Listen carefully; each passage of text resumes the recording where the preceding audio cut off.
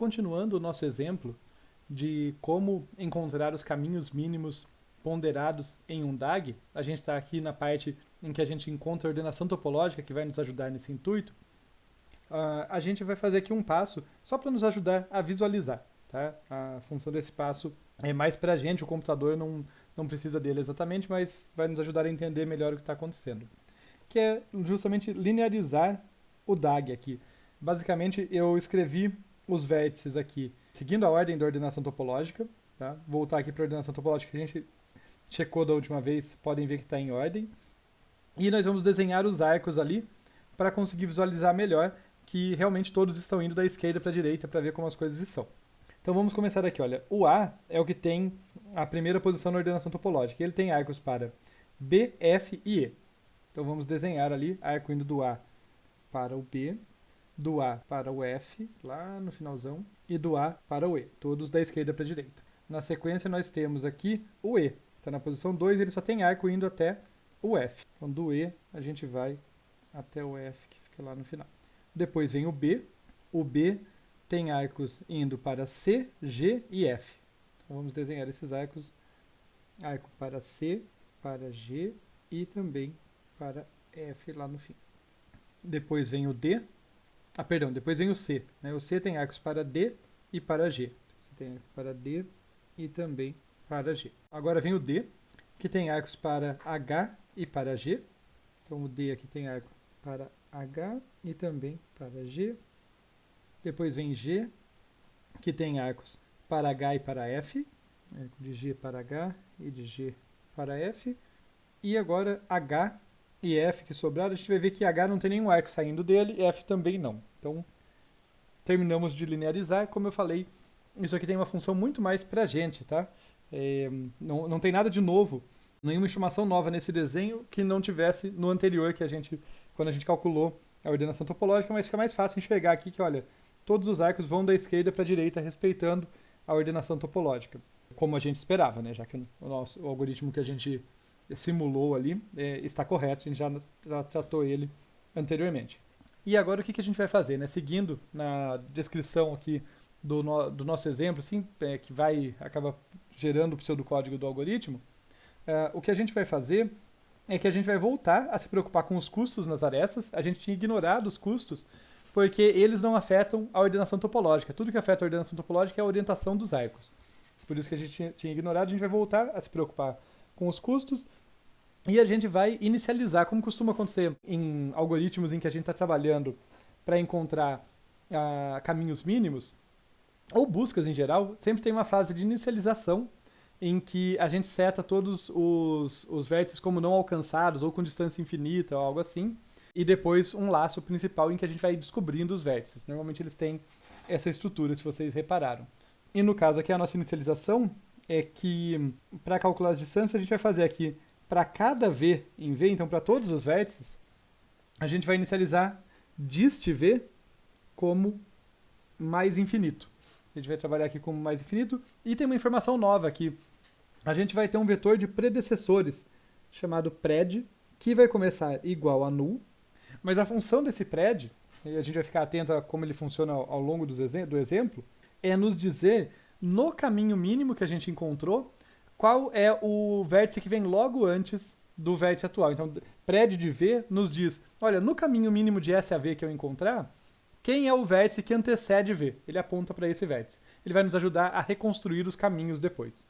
Mas tá legal, então a gente fez isso para todos os vértices, a gente colocou mais infinito e null ali para todos os vértices. Então vamos fazer isso, inclusive aqui no exemplo, né, marcar a distância mais infinita aqui para todos os nossos vértices. A gente vai atualizar essa distância conforme o algoritmo for executando. Vou deixar todos eles iguais e colocar aqui dentro também. Beleza? Só que também, como de costume, tem um vértice que é especial, que é a origem. Né? A origem é trivialmente encontrada e, portanto, a distância é trivialmente zero. Só que, em geral, a gente usa S para a origem, mas nesse caso eu estou com os vértices aqui de A até H. O que acontece é que eu vou ter que escolher alguém para ser a origem. Digamos que, nesse caso, o vértice que vai ser a origem é o C. Tá? Então, o C, que é o meu vértice especial aqui, que é a origem, e ele começa com distância zero. E daí, o que a gente faz a partir daí? O que a gente vai fazer é visitar os vértices da esquerda para a direita, seguindo a ordenação topológica. Eu lembro que a ordenação topológica foi calculada por um motivo, né? A ideia é que, como todos os arcos vão da esquerda para a direita quando a gente considerar ela, se a gente visitar os vértices nessa ordem, quando eu estou considerando um certo vértice, todos os caminhos que terminam nele, ou seja, todos os caminhos que vão de S, do vértice origem até ele, já foram considerados. Essa que é a ideia. Então a gente vai visitar os vértices da esquerda para a direita e vai fazer esse procedimento que parece complicado aqui, que é atualizar ali para cada arco que a gente considera, verificar se eu devo atualizar a distância. Eu vou descrever ele aqui com vocês brevemente, mas ele vai ficar bem mais claro no exemplo, tá? Qual que é a ideia dele? Tá? Antes de olhar para o pseudocódigo, eu vou falar em português, que fica mais fácil de a gente pensar. O que ele faz é verificar se o caminho que ele obtém, passando por aquele arco que ele está considerando, por aquele arco V, que ele está considerando naquele momento, tem custo menor do que o menor caminho encontrado até o momento para aquele vértice. É isso que esse if aqui está fazendo. Tá? Quando eu olho para esse if, ele está falando isso. Ele está falando, olha, tem um caminho que passa pelo arco V e chega em V. Esse caminho tem custo dist de U, né, a distância de S até U, mais o custo de UV. Se essa soma aí, que corresponde ao custo desse caminho que eu estou considerando agora, for menor do que o valor que eu tenho até o momento para V, eu encontrei um caminho melhor. E daí eu substituo. Eu falo, olha, dist V deve ser exatamente essa soma. Então, eu atualizo o dist V por um valor menor do que ele tinha antes. E o predecessor de V, bem, se eu estou dizendo que o menor caminho que eu conheço nesse momento, não quer dizer que é o final, tá? Não quer dizer que é o caminho correto ainda, mas é uma melhoria em relação ao que eu tinha. Se nesse momento o melhor caminho que eu conheço passa por U, né, ele usa o arco o V, então o predecessor de V nesse caminho é o U. Daí eu marco essa informação. Tá legal? Então vamos fazer esse exemplo aqui indo da esquerda para a direita. Começa bem boring, porque a gente começa pelo A, e do A saem 3 arcos. No entanto, o custo do A é mais infinito, né? Me indicando que eu não conheço o caminho que vai da origem ali do C até o A. Né? O que faz sentido se vocês olharem a estrutura do gráfico, isso não está incorreto, tá? Nenhum problema com isso. Mas isso significa que quando eu fizer o teste, eu pegar, olha, mais infinito, né? Ou pensem, uma grandeza muito grande, com mais alguma coisa, com mais algum custo, isso não vai trazer melhoria para o custo, para a distância ali do E, do B e do F. Né? Então, eu considero esses arcos aqui, que eu estou marcando com um xizinho, tá? Mas nenhum improvement ocorre a partir daí. Quando eu marco esse xizinho, eu não estou indicando que esse arco foi descartado, nada disso. Ele foi analisado, eu só estou indicando que, olha, não houve nenhuma melhoria, tá? Na distância do destino desses arcos ao analisar ali, saindo do A até eles. De modo semelhante, daí eu vou para o próximo arco, né? Já visitei o A, agora eu vou visitar o E, seguindo a ordem topológica. O único arco que sai do E, ele vai até F. Ele tem custo 5, mas, de novo, o problema é que a distância do E, né, o custo mínimo para ir de C até E, é infinito, o que faz sentido porque não tem caminho de C até E. Então, esse arco também não vai servir para atualizar a distância do F, vai ficar igual. Isso também ocorre com o B, né? De fato, ocorre com todo mundo que vem antes do C. Todos eles vão ter custo mais infinito ali, porque não existe caminho do C até eles, e daí nada vai ser atualizado. Então, aqui também os arcos que saem a partir do B não atualizam ninguém. A coisa começa a ficar mais interessante quando eu analiso o C. Olha só, o C tem distância 0. E daí eu vou ver quais arcos que saem dele.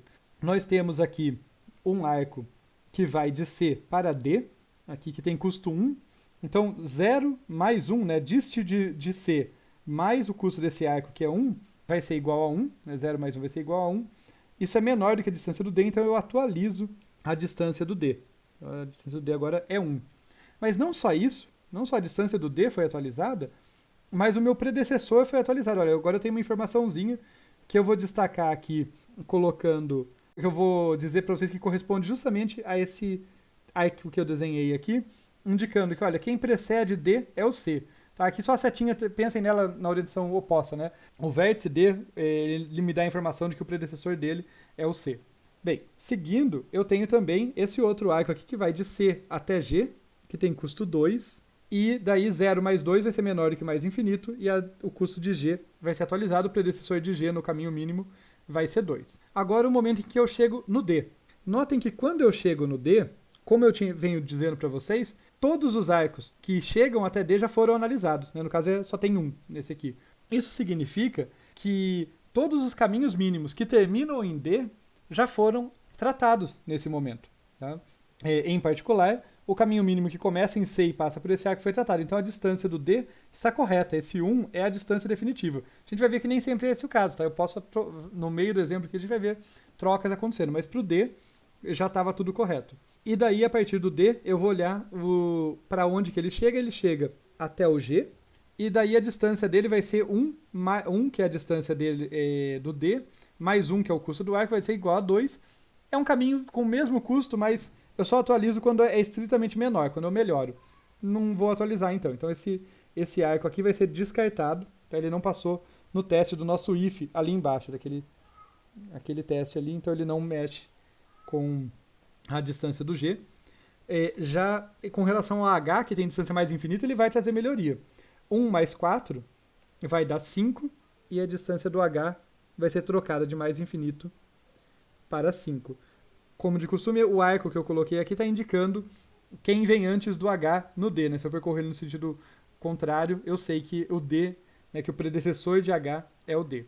Prosseguindo agora, eu vou analisar o G e ver os arcos que saem dele. Tem 2 arcos saindo dele. No caso, tem um arco que vai de G para H, e esse arco me permite encontrar um caminho mais curto, porque a distância do G é 2, mais 1 vai dar 3, eu substituo 5 por 3 e substituo o predecessor. Notem que eu apaguei aqui aquela conexão entre o D e o H, porque agora o caminho mínimo do H está vindo a partir do G. Na sequência, o G também tem uma conexão com o F, né, e a partir dele eu encontro um caminho mínimo até F de custo 3 também, e o predecessor do F é o G. Então até aí, tudo certo. Falta agora analisar o H, mas isso é muito fácil porque não tem arco saindo do H, também não tem arco saindo do F. E a gente encontrou as distâncias. No caso, A, E e B tem distância infinita com relação a C, porque não tem caminho até eles. E os demais aqui tem distância 0, 1, 2, 3 e 3. Tá legal? Só destacando aquilo que eu já venho falando, né? É sempre importante reparar que na iteração em que a gente visita um certo vértice, todos os caminhos que chegam nele já foram considerados. Então todos os caminhos que chegam naquele vértice já foram considerados, por isso que a distância da origem até o vértice é calculada corretamente. Para fazer isso com mais formalismo, a gente faria uma prova por indução, tá? Reconhecendo ali nessa análise, colocando como nossa hipótese de indução, que todos os caminhos até o vértice corrente já foram, todas as distâncias até o vértice corrente já foram calculadas corretamente. Então, quando a gente chega no novo vértice, a gente consegue usar essa hipótese, talvez com algum fortalecimento ali, para mostrar que a distância daquele vértice está correta, né? Que é justamente isso que eu tenho argumentado, que todos os caminhos já foram analisados e eu peguei o menor, por isso que as distâncias são válidas.